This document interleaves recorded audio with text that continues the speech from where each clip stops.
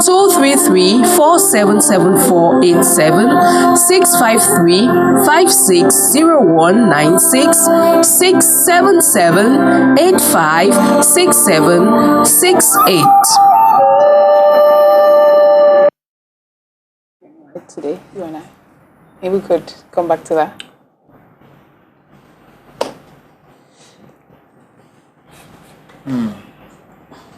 I know when you're in a good place, you don't want to leave. You just want to stay there. That's probably why that happens. Chez Viva, non? Yes. You go there, you don't want to leave. You just want to stay there because it feels so good. Isn't that so, Emmanuel CHIANGONG? Thank you. I take it as a compliment. It is, indeed. Well deserved too. Good morning. Good morning, dear. How are you? I'm good, and you? Bonjour, Emmanuel. Yes, bonjour. Je lui ai conseillé qu'on aille... colors. Merci. Yeah, purple is my favorite color. He knows that. He does that every time to make me happy. Ça va alors, ça va. Je lui ai conseillé qu'on vienne pour notre séance mutuelle de massage. Here we go Elle avait again. encore du mal à choisir le jour. Okay. Elle avait encore du mal à choisir le jour. Et je lui rappelais que tu avais parlé ici de cette communion, de cet esprit qui se recrée entre les familles quand on se retrouve dans un milieu comme celui-là. Le père et le fils assis côte à côte en train de se coiffer, le mari et la femme assis juste là en train de se faire masser. Tout ça, c'est ces liens qui se resserrent. Donc c'est toute la magie qu'il y a dans un espace de beauté. Et il faudra avoir des professionnels pour pouvoir réaliser tout cela. On en parlait déjà lundi. Lundi, oui. Voilà. On en parlait vraiment et ça reste la préoccupation.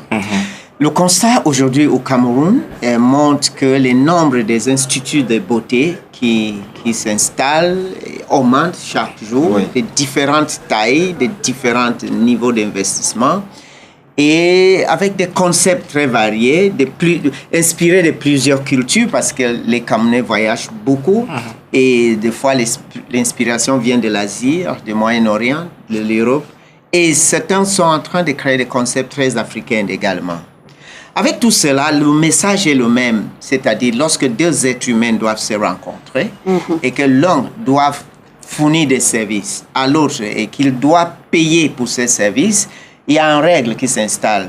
Lorsqu'on s'occupe de quelque chose qui peuvent influencer la qualité de la vie et même mener à un problème de santé ou de la vie, on a ce qu'on appelle, on parle d'une déontologie, c'est-à-dire un code de conduite réglementaire, une code de conduite qui est bien structuré et géré par une organisation respectée qui permet à la personne qui peut influencer la qualité de ta vie, de ne pas abuser de la confiance que vous lui avez confiée, parce qu'on ne se donne pas à n'importe qui de cette façon avec une intimité aussi profonde.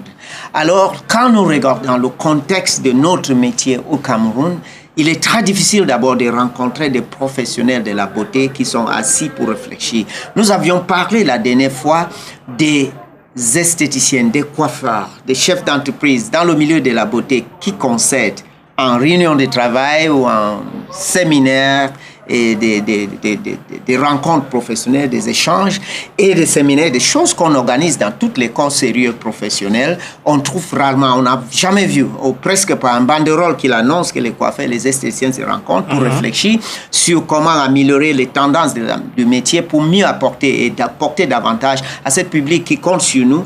Nous avons vu clairement que tout ce que nous faisons aux clients est répercuté directement sur leur rendement, leur santé, leur vie, leur équilibre psychologique. Alors, où est ce groupe de pensée qui regarde le problème dans notre contexte de façon systématique et qui veille sur cette institution, qui regarde et veille qu'il n'y a pas d'abus, qu'il n'y a pas des à peu près qui se vendent et avec des conséquences des fois très néfastes. Cette réflexion et détail, et quand on imagine que c'est tout le monde qui vient à l'Institut de beauté ou c'est tout le monde qui reçoit un professionnel de la beauté chez lui, donc si on parle d'hierarchie politique, on va dire du président de la République et au nourrisson qui accompagne moins sa mère.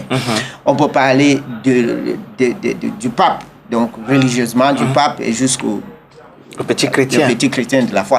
Lorsqu'on parle de taille, lorsqu'on parle de richesse, on peut parler de Bill Gates ou de n'importe qui à celui qui est mendiant sur la route. Donc tout le monde sollicite nos services et tout le monde entrent dans nos instituts pour des services. Alors, pourquoi on a autant d'exigences au niveau de la justice, donc on voit des corps professionnels comme les avocats, les juges, au niveau des ingénieurs, on regarde, il y a des corps professionnels comme ça qui ont des déontologies, au niveau du corps médical, hein, comment on peut expliquer que dans notre pays et beaucoup de pays africains aujourd'hui, avec une évolution aussi avancée dans les autres domaines, on peut encore dans le milieu de la beauté en train de débattre un problème aussi triste. Dans un milieu où tout le monde est très élevé intellectuellement, scientifiquement, culturellement, comment ça se fait que ces mêmes personnes, ces mêmes élites, ces mêmes génies qui entrent dans les instituts ne se préoccupent pas de comment ce corps fonctionne et qui se cèdent si facilement? Ça, j'aimerais que vous me dites quelque chose. And I have a question actually on the subject. I was going to ask, you are the experts in the domain. Yeah. Where should that reform start? Like, who should start bringing together everybody? Is it the owners themselves, the experts themselves, or should we leave it up to the authorities? Who brings everybody together? It is a conscious revolution and awareness. And what we are doing here, and that's what we've always done on Good Morning Cameroon. I told you the national exams came to being from this platform. Most people wouldn't see it. I remember getting calls from diplomatic missions, from different institutions, from different elites of the country, after we started doing certain live practices, with Good Morning. Maybe we have to come back to that to do some live shows. People started understanding the implications and the sensitivity and the high investment in terms of know-how, knowledge, technology in the industry. It's supposed to be a conscious awareness, like a wave that just breaks through the people. As we are raising the issue here, everyone looking at us must be checking that every other thing can go wrong just because we are not aware it can happen. You see, when you enter the medical field, most people look to check whether the injection is coming out of a sterile bag. Yeah. Most people check to see if the linens are clean. And so there is an awareness that in the medical environment, you can easily be contaminated. You can get infections that you didn't look for. You may go with fever and come back with diarrhea and fever, because an environment which is infested with germs. So there are strict procedures. But very few people have this level of awareness that just as much as it can happen in the medical corps, in the same level of intensity and frequency, it can happen in the beauty setup. Because we actually go beyond the barrier of the skin. And in most cases, it happens with people who are not actually aware of even what is contamination, the functioning of microorganisms and their level of frequency and the environment that encourage their growth and development, and of course the hygiene and security measures that must be taking place in beauty environment. So it's supposed to be a conscious awareness. It's for everybody to start thinking and talking about this. And of course, what we are saying here, we need legislation. We need strong legislation. That we look at what? We look at the quality of the training, because now we have the state with at least 2 exams in the Ministry of Secondary Technical Education and Vocational Training. We have 2 state exams, which are still working under a very cloudy setup in terms of what is the examination board. You can have exams, but if you don't have an examination board, which is a core of seasoned professionals that sit and think and mediate to see that the standards are good and that the exams are carried out under ethical conditions, we also need to have the professional organization, which is like a lobby, seeing how the institutions, that's the government, is respecting laws on how you become professionals. That's the training. How you get your license. Secondly, what are the setups in which people need to get beautiful beauty care services, and how are these setups managed? Who runs them? You won't have that in the pharmaceutical industry. You won't have that in the medical industry. You won't have that in the architectural industry or engineering. You won't have that. So in our body, it is equally what are the consequences if these factors are not taken into consideration? Are they as serious as when a bridge is broken and their lives are lost? Is it the same? Then the same intensity is called for. Je crois que c'est des pierres que vous posez chaque jour, Emmanuel, pour qu'on arrive véritablement à ça. Et il est urgent parce que très urgent. Les risques sont là et les résultats de ces négligences se manifestent chaque jour. De façon physiologique, et Même même physique. psychologique Voilà. et physique, bien sûr, des traumatismes à tous les niveaux. Bien sûr. Wow. And I think what we'll take out of everything you've said today is a conscious revolution. And I just That's want to what we're congratulate a colleague, that is Tempest of Yaoundé, Tempest Beauty of Yaoundé, Oui. who is investing to train 4 university graduates Wow. to become teachers in his school.